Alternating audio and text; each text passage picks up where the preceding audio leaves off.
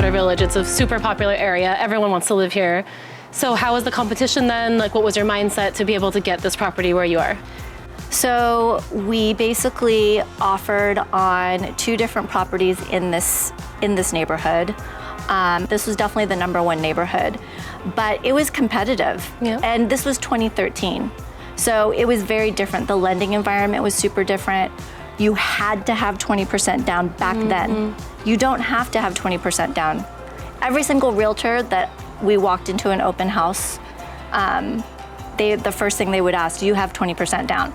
Yeah, different time. Yeah, it was such a different time. And it was very daunting for sure. This house was definitely way more than we expected that we were gonna buy. And it didn't have 3 bedrooms, 2 baths. It had 2 bedrooms, 1 bath. So what made you feel like, okay, even though it's higher budget and it doesn't have all the boxes checked that what I wanted, what made you feel like this is the one? The character home and the location. So it has a lot of the details that I loved.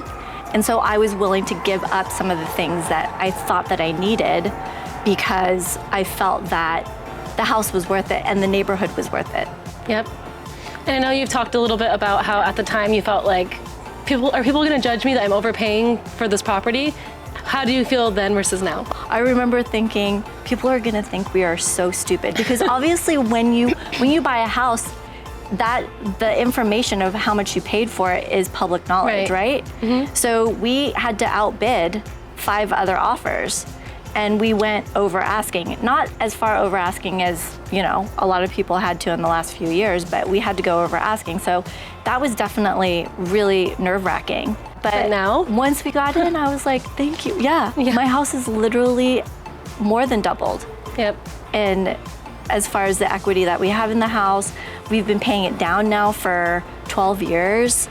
So, and we've made a lot of improvements as well.